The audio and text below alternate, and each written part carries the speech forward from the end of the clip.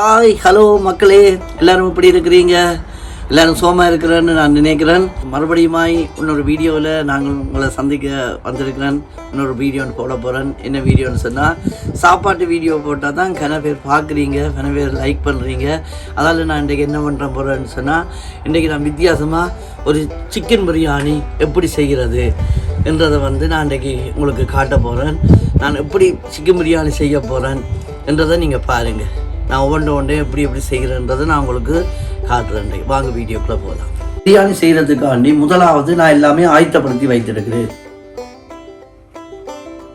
முதலாவது நீங்கள் பிரியாணி செய்ய ஸ்டார்ட் பண்ணுறதுக்கு ஃபர்ஸ்ட்டு நீங்கள் ரைஸை கழுவி 1 கிலோ பிரியாணி தான் நாங்கள் இங்கே செய்ய போகிறோம். அதுக்கு நீங்கள் ரைஸை ஃபர்ஸ்ட் கழுவி 2 தண்ணியில் அப்படி நசிச்சு கழுவாமல் இப்போ மெதுவாக கழுவி போட்டு 2 தண்ணியில் கழுவி போட்டு அதை ஃபர்ஸ்ட் நீங்கள் எடுத்து வச்சிடணும். இப்படியா ஓனியனாக இருந்தால் 5 ஓனியன் எடுத்து நீங்கள் ரெடி பண்ணி இப்படி வைக்கணும். 4 டொமாட்டோ, ஒரு மீடியமான டொமாட்டோ 4 எடுத்து வச்சிருங்க. அப்படி வெட்டி வச்சா ஓகே. இந்த அளவுக்கு பட்டை, இந்த அளவுக்கு பிரியாணி லீஃப், இது 4 ஏலக்காய், 4 கிராம்பு, கணக்க போடக்கூடாது. இது கொரியண்டர் மின்சில, அதுவும் ஒரு கட்டில் சரி பாதி அரைவாசி. 1.5 பூண்டு உள்ளி, ஒரு இஞ்சி துண்டு 2, இந்த அளவுக்கு வச்சாச்சு. இந்த அளவுக்கு ஒயில் ரெடியாக நான் வச்சிருக்கிறேன். Biryani masala, chilli powder 2 spoon, தேவையான அளவுக்கு உப்பு, மஞ்சள் போடணும் கண்டிப்பாக, என்னண்டா இல்லாட்டி அது ஒரு கவிச்ச வாடை வரும். தயிர் 2 கரண்டி தயிர். இது 1 கிலோ சிக்கனை வெட்டி சுத்தமாக கழுவி வைத்திருக்கிறேன். இப்படி வெட்டணும், இந்த மாதிரி நல்ல மெல்லிஸாக வெட்டி தான் நீங்கள் போடணும். நாங்கள் ஒயில விட போகிறோம். விட்டுட்டு நாங்கள் வெட்டி வச்ச இந்த ஓனியனை இப்போ நாங்கள் இதுக்குள்ள போடுறோம். வச்சிருக்கிற இந்த பட்டை அவலத்தையும் இந்த இதோட சேர்த்து பிடிக்க போகிறோம்.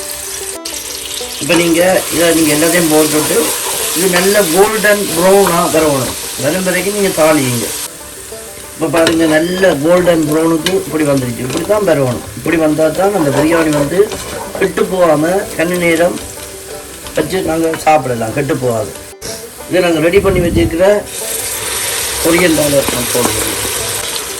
நல்லா போட்டு இதோட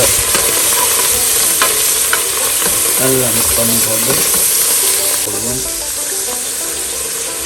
அதையும் போட்டு நல்லா மிக்ஸ் பண்ணினாக்கா நல்லா இந்த டேஸ்ட்டாக மணமாக இருக்குது. இதில் போட்டு அந்த எண்ணெயோட நல்லா நாங்கள் தாளிக்கும் போது தான் நல்ல மணமாக இருக்குது. ரெடி பண்ணி வச்சுருக்கிற சில்லி பவுடர். நீங்கள் இதுகள் போடும்போது அடுப்பை நல்லா குறைச்சி விட்டுவிடும். ஹை ஃப்ளேமில் வைக்கக்கூடாது. நல்லா ஸ்லோ பண்ணி வச்சுட்டு தான் இந்த இதுகளை நீங்கள் போட்டால் தான் அது கரெக்டாக மெதுவாக அரைச்சி வச்சுருக்கிற இஞ்சி பூண்டை போட போகும். அடுத்தது நாங்கள் உப்பை போட போகிறோம். எடுத்து வச்சுருக்கிற தயிர் இதோட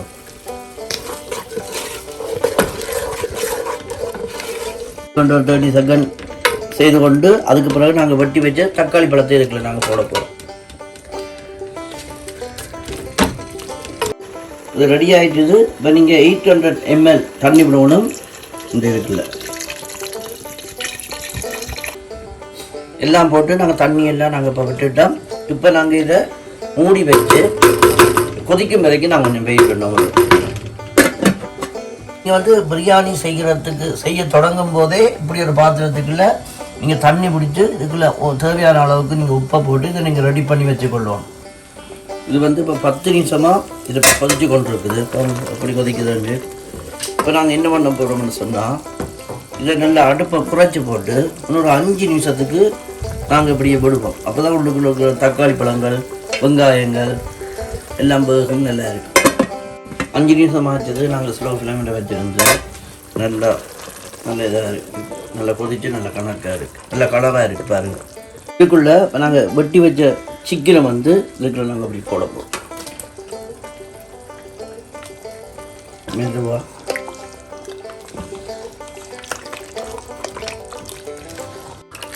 இப்படி வச்சு போட்டு நாங்கள் ஒரு 2 மினிட்ஸுக்கு இதை நாங்கள் நல்லா கொதிக்கிறோம். நல்லா கொதிச்சு போட்டுருக்கோம். தண்ணி கொதிச்சு கொண்டிருக்கு. நாங்கள் அப்போ வச்ச தண்ணி இதுக்குள்ள தேவையான அளவுக்கு நீங்கள் உப்பை போட்டுட்டு இதுக்குள்ள நாங்கள் ரைஸை போட போகிறோம். இந்த ரைஸை நான் நல்லா தண்ணியெல்லாம் வடித்து எடுத்து வச்சுருக்கிறேன். இப்போ இந்த ரைஸை நான் இதுக்குள்ள போடணும். நான் இந்த ரைஸை போட்டுட்டேன். போட்டுட்டு வந்து இப்போ நீங்கள் வந்து இதுக்கு நீங்கள் உப்பு பார்க்கணும் கரெக்டாக இருக்கான்னு.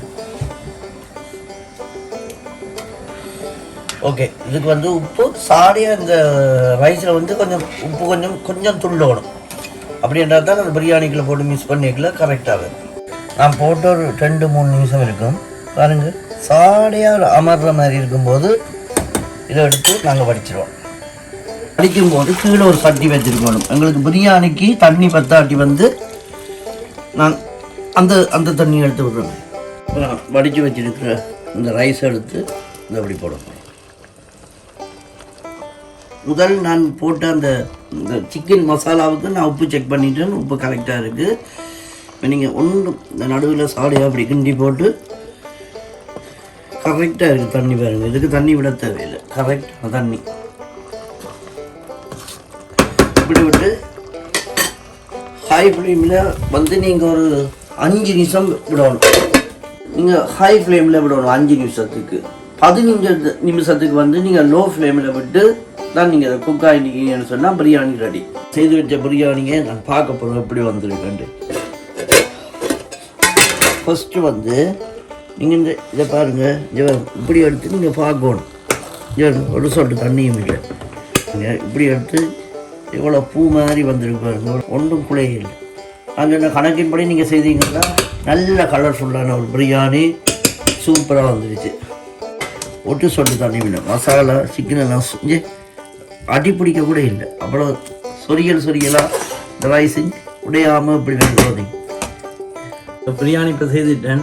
செய்து போட்டு சாப்பிட்டு பார்ப்போம் எப்படி இருக்குன்னு சொல்லி சாப்பிட்டு பார்த்துட்டு சொல்கிறேன்.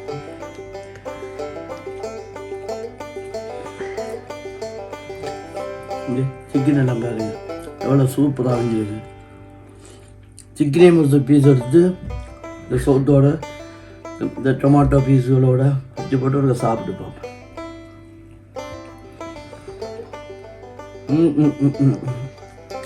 அவ்வளோ சூப்பர் பிரியாணி. உண்மையில சொல்கிறேன், பயங்கர சூப்பராக இருக்குது. நான் சொன்னதை வச்சு நீங்களும் இந்த பிரியாணியை செஞ்சு பாருங்க.